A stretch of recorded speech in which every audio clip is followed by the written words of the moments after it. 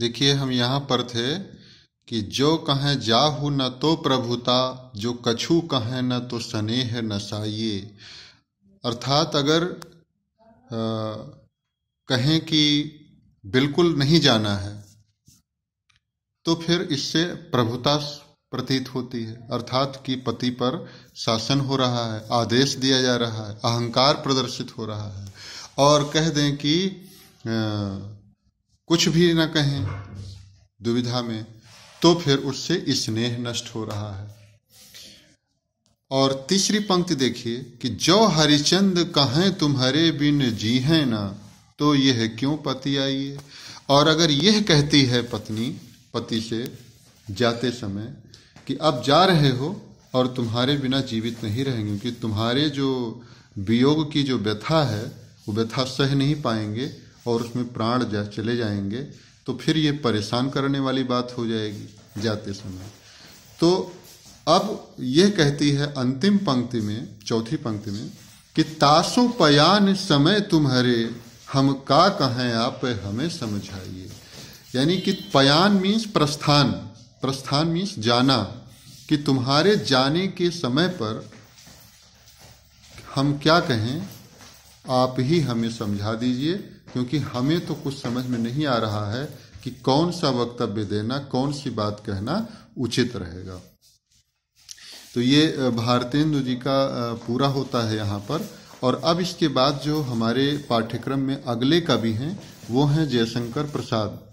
जयशंकर प्रसाद छायावाद के 4 स्तंभों में से एक हैं। छायावाद, जैसा कि बताया जा चुका है आपको, कि पढ़ा है आपने, कि 4 कालों में से आदिकाल, भक्तिकाल, रीतिकाल और आधुनिक काल। आधुनिक काल को फिर युगों में बांटा गया, जिसमें अभी जो भारतेंदु की कविता हम पढ़ रहे थे, ये भारतेंदु युग है। इसके बाद द्विवेदी युग आता है, जिसमें मैथिली शरण गुप्त को प्रतिनिधि कवि मानते हैं। और इसके बाद अगला है वो है 1920 से जयशंकर प्रसाद की जो कविता है वो छायावाद युग में आते हैं। वो छायावादी युग में छायावाद के जो 4 स्तंभ हैं, जयशंकर प्रसाद, सुमित्रानंदन पंत, सूर्यकांत त्रिपाठी निराला और महादेवी वर्मा, तो उसमें जयशंकर प्रसाद जी की कविता हमारे पाठ्यक्रम में है। इससे पहले कि हम शुरू करें,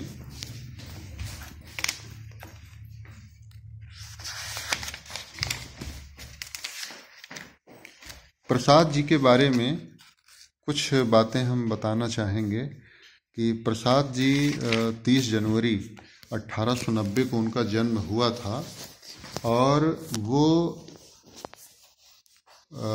उनका जो प्रारंभिक शिक्षा है वो वहीं काशी में, जहाँ उनका जन्म हुआ था, जहाँ के रहने वाले थे, वहीं पर केवल 7वीं तक हुई थी। उसके बाद आगे वो नहीं पढ़े थे। आप ये समझ सकते हैं उनकी विद्वता का कि उसके बावजूद वो इतने महान कवि के रूप में प्रसिद्ध हुए पूरी दुनिया में। और हिंदी के ये प्रसिद्ध कवि बनने से पहले, जब इनका व्यापारी परिवार था और इनको भी दुकान पे बैठना पड़ता था, इसी वजह से इनका घर छूटा था, क्योंकि बचपन में ही 11 वर्ष की उम्र में इनके पिता का देहावसान हो गया। उसके बाद 15 वर्ष में माता का, फिर 17 वर्ष में बड़े भाई का, और फिर यही अकेले थे जिनके ऊपर अपने अपने भाई के परिवार की जिम्मेदारी का भार था। और उसके बावजूद इन्होंने कवि के रूप में अपनी जो साधना की वो पूरी हिंदी की अनुपम निधि है। और इनका जो कामायनी महाकाव्य है, वो कामायनी महाकाव्य विश्व प्रसिद्ध महाकाव्य में से एक है। कामायनी का श्रद्धा सर्ग हमारे पाठ्यक्रम में है। आप इसका नेक्स्ट अगला पृष्ठ जब पलटिए तो इसमें लिखा है कामायनी। कामायनी का श्रद्धा सर्ग हमारे पाठ्यक्रम में है, जिसको हम पढ़ेंगे। और ये 15 सर्गों में इनके विभाजित है कामायनी।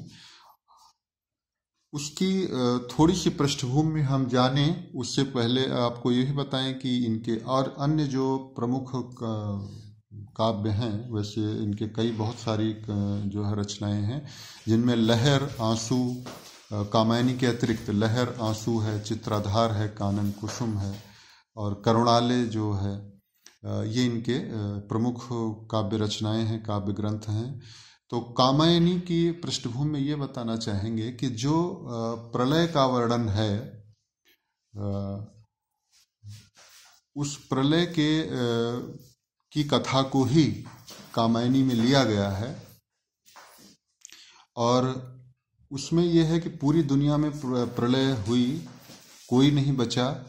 तो मनु जब बचते हैं और मनु बहुत ही दुखी हैं कि पूरा संसार नष्ट हो गया है, अब उनके जीने का क्या अर्थ है, वो अकेले बच रहे हैं।